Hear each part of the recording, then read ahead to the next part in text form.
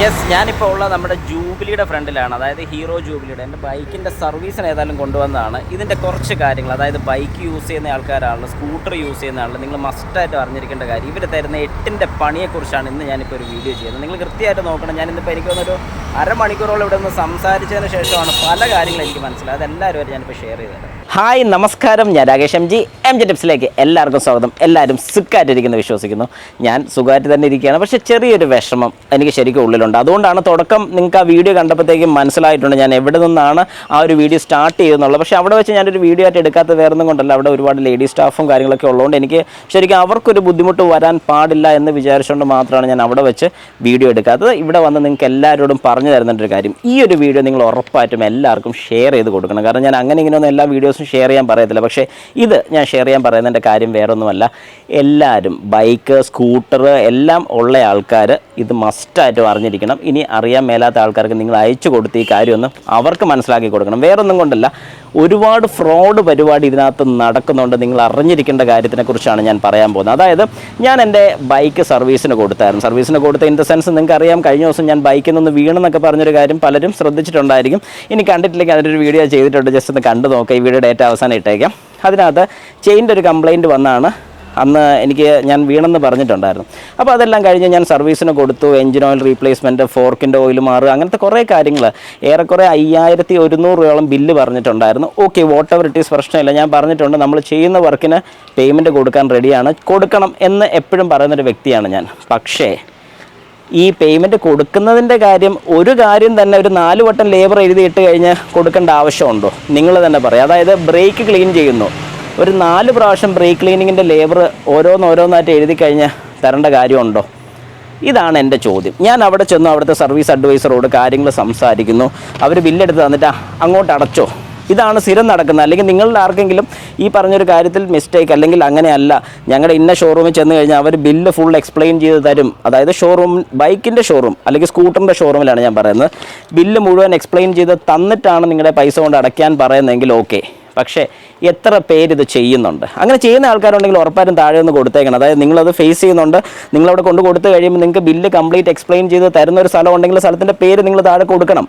ഞാൻ കൊടുത്ത സ്ഥലം ഞാൻ ആദ്യമായിട്ടല്ല, 2014 എടുത്ത എൻ്റെ ഒരു വാഹനമാണ്. ഇന്നേ വരെ എനിക്ക് അവിടെ ആരും ബില്ല് എക്സ്പ്ലെയിൻ ചെയ്ത് തന്നിട്ടില്ല. ആസ് എ സർവീസ് അഡ്വൈസർ, ഞാൻ വർക്ക് ചെയ്തിരുന്ന ഒരു സർവീസ് അഡ്വൈസറായിട്ടാണ്. എനിക്കറിയാം, ഒരു കസ്റ്റമർ വന്നു കഴിയുമ്പോൾ കസ്റ്റമർക്ക് ബില്ല് ഫുള്ള് നമ്മൾ എക്സ്പ്ലെയിൻ ചെയ്ത് കൊടുക്കും. എന്തിനാണെന്ന് ചോദിച്ചാൽ ആ വ്യക്തിക്ക് മനസ്സിലാവണം നമ്മൾ എന്തൊക്കെയാണ് ആ വാഹനത്തിൽ വർക്ക് ചെയ്തിരിക്കുന്നത്.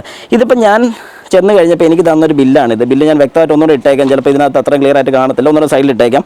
16 പാർട്സുകൾ ഇതിനകത്ത് മാറിയിട്ടുണ്ട്. ഓരോന്ന് ഈച്ച് ആൻഡ് എവറി പാർട്സിനെ കുറിച്ച് പറഞ്ഞു തരണം. അതുപോലെ ലേബർ ചാർജ്, പിന്നെ 2 ബില്ല്.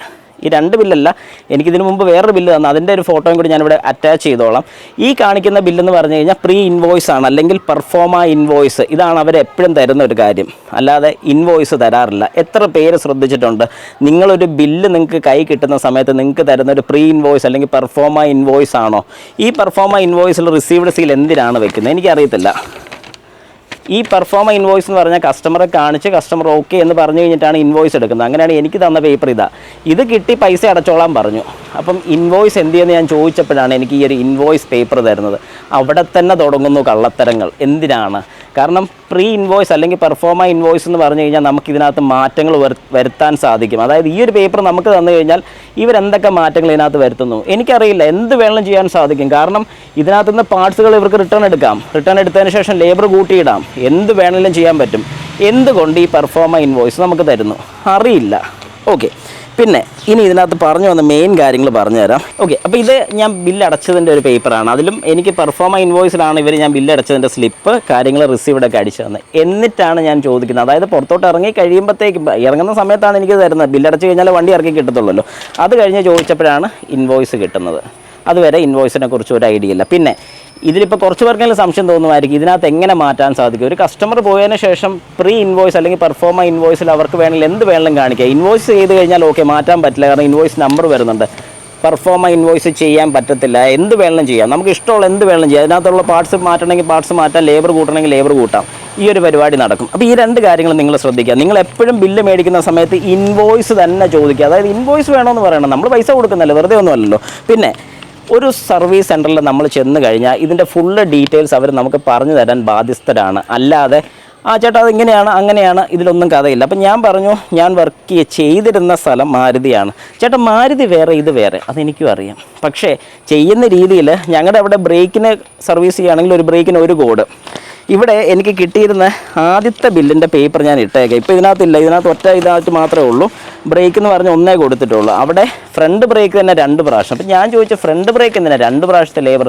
അത് ആദ്യത്തെ ഒന്ന് സെറ്റ് ചെയ്യുന്ന ബ്രേക്ക് ക്ലീനിങ്ങിൻ്റെ, രണ്ടാമത്തെ ക്യാം അഡ്ജസ്റ്റിങ്ങോ അതെന്താ സംഭവം എന്ന് ഞാൻ ചോദിച്ചപ്പം ചേട്ടാ അത് ഫ്രണ്ട് ബ്രേക്കിൻ്റെ ക്യാം അഡ്ജസ്റ്റ് ചെയ്യുന്നത്. ഞാൻ പറഞ്ഞു എൻ്റെ ഇരിക്കുന്നത് ഡിസ്ക് ബ്രേക്കുള്ള ടൈപ്പിൽ നിങ്ങൾ എവിടെയാണ് ക്യാം അഡ്ജസ്റ്റ് ചെയ്യുന്നത്? അന്നേരം അവർ തപ്പി കഴിഞ്ഞിട്ട് പറഞ്ഞു അയ്യോ അത് കാലിപ്പർ അഴിച്ച് സെറ്റ് ചെയ്യുന്നത്. ഞാൻ പറഞ്ഞു കാലിപ്പർ അഴിച്ച് എന്ത് സെറ്റ് ചെയ്യുന്നത്? ഉടനെ പുള്ളി എന്നോട് ചോദിക്കുക എൻ്റെ അടുത്ത് തന്നെ നിങ്ങളെന്താ പരീക്ഷയാണോ ഇടുന്നതെന്നാണ് ചോദിച്ചത്. അപ്പം ഞാൻ ചോദിച്ചു ആസ് എ കസ്റ്റമർക്ക് ഇത് അറിയണം എന്താണ് സംഭവം എന്നുള്ളത്. അല്ലാതെ പഠിപ്പിക്കുകയോ രണ്ടാമത്തെ കാര്യം പറഞ്ഞ് മനസ്സിലാക്കി കൊടുക്കുക ഒരു കസ്റ്റമർക്ക്. ഞാനാണെങ്കിലും വർക്ക് ചെയ്തുകൊണ്ടിരുന്ന സമയത്ത് കസ്റ്റമർക്ക് കൃത്യമായിട്ടുള്ള കാര്യങ്ങൾ പറഞ്ഞ് മനസ്സിലാക്കി കൊടുത്താണ് ചെയ്യിച്ചുകൊണ്ടിരുന്നത്. ഇന്ന കാര്യം ഇന്ന കുഴപ്പങ്ങൾ വരും, ഇതെന്താ ഇല്ല പറയാൻ അവർക്ക് സമയമില്ല. സമയം വേണം. ആസ് എ കസ്റ്റമറോട് ഇവർ ഈ കാര്യങ്ങളെല്ലാം പറയണം. പക്ഷേ ഞാൻ ചെല്ലുന്ന സമയം ഉച്ച സമയമായിരുന്നു. അധികം കസ്റ്റമറൊന്നും ഇല്ലായിരുന്നു, ഞാൻ മാത്രം അവിടെ ഉള്ളുമായിരുന്നു. ഇതിൻ്റെ എല്ലാ വീഡിയോ പ്രൂഫ് അവർക്ക് വേണമെങ്കിൽ സബ്മിറ്റ് ചെയ്യണമെന്നുണ്ടെങ്കിൽ ചെയ്യാം. കാരണം അവിടെ വെച്ച് ഞാൻ വീഡിയോ എടുത്തില്ല, അവരുടെ CCTV കാര്യങ്ങളൊക്കെ കാണും. ഓക്കെ, അപ്പോൾ ഈ പറഞ്ഞ പോലെ കാലിപ്പർ കാണിച്ച് കഴിഞ്ഞിട്ട് എങ്ങനെയാണെന്ന് ചോദിച്ചപ്പം പിന്നെ ഒന്നും പറയല്ല. എന്നിട്ട് പറഞ്ഞു കാലിപ്പർ അയച്ച് സെറ്റ് ചെയ്യുന്നുണ്ട്. അപ്പോൾ ഞാൻ ചോദിച്ചു ആദ്യത്തെ ബ്രേക്ക് ക്ലീനിങ് എന്നാത്തിൻ്റെ? ഉത്തരവില്ല. അതായത് 2 ബ്രേക്ക് ക്ലീനിങ് ഞാൻ വ്യക്തമായിട്ട് മെൻഷൻ ചെയ്തിട്ടുണ്ട്. ഞാൻ ആ പെർഫോമ ഇൻവോയ്സ് എനിക്ക് ആദ്യം തന്നതിൻ്റെ ഫോട്ടോ എടുത്ത് ഞാനിവിടെ അറ്റാച്ച് ചെയ്യുന്നുമുണ്ട്. ഇതാണ് സംഭവം നടക്കുന്നത്. അപ്പോൾ ഇത് എന്തുകൊണ്ടാണെന്ന് ചോദിച്ചു കഴിഞ്ഞാൽ ഇതെല്ലാം ചൂഷണം ചെയ്യുന്ന രീതിയാണ്. പെയ്ഡ് സർവീസ് അല്ലെങ്കിൽ പീരിയോഡിക് മെയിൻ്റെനൻസ് സർവീസ് എന്ന് പറയുന്ന PMS നമ്മൾ ചെയ്യുകയാണെങ്കിൽ നമുക്കതിനകത്ത് ബ്രേക്കിൻ്റെ ചാർജ് എടുക്കാൻ പാടില്ലെന്നാണ് പറയുന്നത്. ഫ്രണ്ട് തന്നെ 2 വട്ടം, റിയർ ബ്രേക്ക് 1 തവണ. ഇത്രയും പേയ്മെൻറ്റ് എൻ്റെ എടുത്തിട്ടുണ്ട്. പിന്നെ അതിനുശേഷം ഫോർക്ക് ഞാൻ ഓയിൽ ചേഞ്ച് ചെയ്യണമെന്ന് പറഞ്ഞു. കാരണം ഫോർക്ക് ഓയിൽ 25 കൂടുമ്പോൾ മാറാനുള്ളതാണ്. കുറച്ച് ഡിലേ വന്നെന്നാലും ഞാൻ മാറാൻ പറഞ്ഞു, അത് മാറി. ഫോർക്ക് ഓയിൽ മാറുകയാണെങ്കിൽ ഫോർക്ക് സെറ്റെല്ലാം അഴിക്കുന്നതിന് 4 കോഡ് അത് മസ്റ്റായിട്ടും ജൂബിലിയിൽ നിന്ന് ഇടാനാണ് പറഞ്ഞിരിക്കുന്നത്. അവരിങ്ങനെയാണ് പറയുന്നത്. അതായത് ഹീറോക്കാരല്ല പറഞ്ഞിരിക്കുന്നത്, ജൂബിലിയിൽ നിന്ന് ഇത്രയും കോഡുകൾ, അതായത് 4 കോഡ് അതിന് ഇടണമെന്നാണ്. ഞാൻ ചോദിച്ചാൽ എന്നിട്ട് 4 കോഡ് ഒരു സാധനം അഴിക്കുന്നതിന് 1 കോഡല്ല സാധാരണ ഇടുന്നത്, എന്തിന് 4 കോഡ്? അതിവിടെ ഇങ്ങനെയാണ്. അതെന്തുകൊണ്ട് അവിടെ അങ്ങനെ? ഞാൻ ചോദിക്കുന്നത് നിങ്ങൾ ഇനിയിപ്പോൾ ഒരു സർവീസ് സെൻറ്ററിലെ സർവീസിന് ചെല്ലുകയോ എന്ത് കാര്യത്തിന് ചെല്ലുകയാണെങ്കിൽ കൃത്യമായിട്ട് ഏതിനൊക്കെ വരും, എന്ത് റേറ്റ് വരും എന്ന് പറഞ്ഞിട്ട് കൊടുക്കുക വർക്കിന്.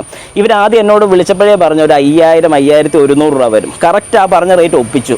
ആ രീതിയെ ഞാൻ പറയത്തുള്ളൂ. കാരണം ചെയിനും സ്പ്രോക്കറ്റും മാറി, ഫോർക്ക് ഓയിൽ മാറി, എഞ്ചിൻ ഓയിൽ മാറി, പിന്നെ ബാക്കിലത്തെ ബ്രേക്കും ഫ്രണ്ടിലത്തെ ബ്രേക്കും ക്ലീൻ ചെയ്ത് ഇത്രയും കാര്യങ്ങൾ വന്നപ്പോഴേക്കും 5000 രൂപ. അതെങ്ങനെയാണെന്ന് ചോദിച്ചിട്ട് എനിക്കൊരു വ്യക്തതയും കിട്ടിയില്ല. ഓരോന്ന് ഇവർ തട്ടിയൊക്കെ പറയുന്നുണ്ട്. ഇതിനകത്ത് പാർട്സിൻ്റെ എല്ലാം കൂടെ വന്നിരിക്കുന്നത് 2321. അതിലും പല പാർട്സുകൾ ഞാൻ ചൂണ്ടിക്കാണിച്ചിട്ട് അവർക്ക് ഉത്തരമില്ല.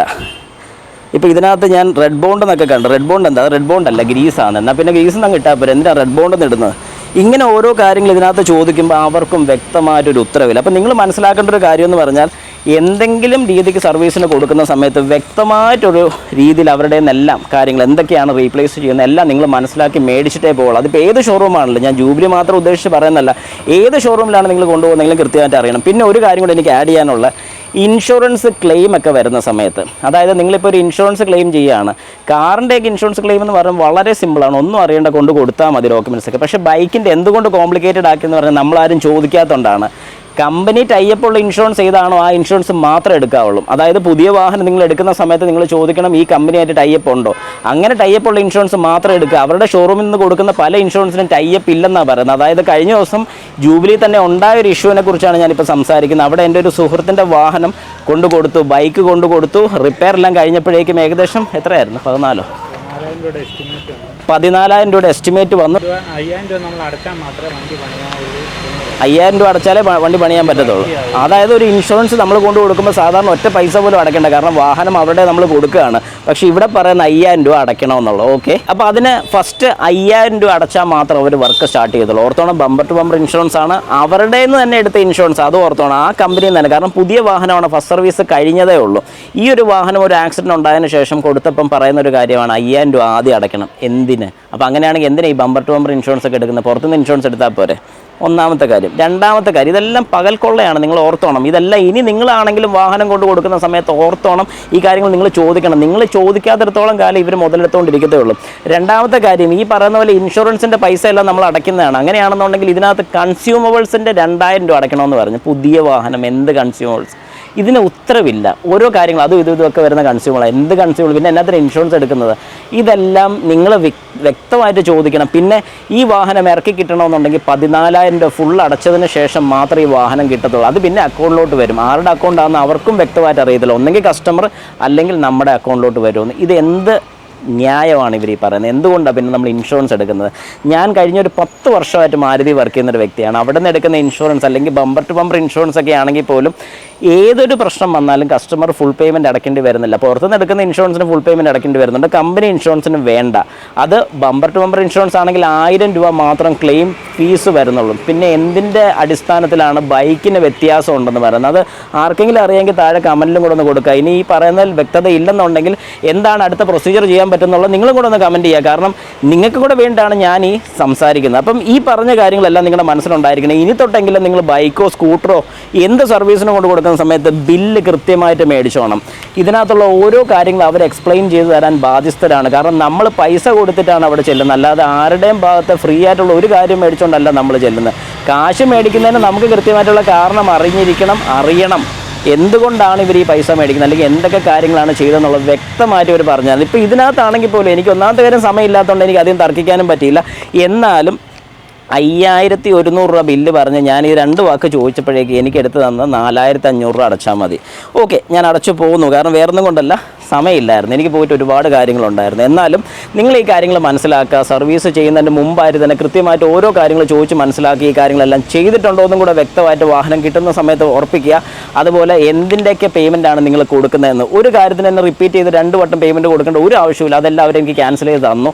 എന്നാലും പറ്റിക്കപ്പെടാൻ ഈ പറഞ്ഞ പോലെ കാര്യങ്ങൾ എനിക്ക് അറിയാവുന്നൊരു വ്യക്തി ചെന്നപ്പോൾ ഇങ്ങനെയാണെങ്കിൽ അറിയാൻ മേലാത്ത ഒരാൾ ചെല്ലുമ്പോൾ എന്തായിരിക്കും അവസ്ഥ നിങ്ങളൊന്ന് ചിന്തിച്ച് നോക്കുക. ഒരു കാര്യം കൂടി ഞാൻ ഇതിനകത്ത് മെൻഷൻ ചെയ്യുകയാണ്. ഈ ബിൽ ഡേറ്റ് നിങ്ങൾക്ക് കാണുമ്പോൾ വളരെ വ്യക്തമായിട്ട് മനസ്സിലാവും. 8/10/2024 12 മണിക്കാണ് ഞാൻ ഈ ബില്ല് അടയ്ക്കുന്നത്. ഇത് വേറൊന്നും കൊണ്ടല്ല ഈ ബില്ല് ഞാൻ കാണിച്ചത്.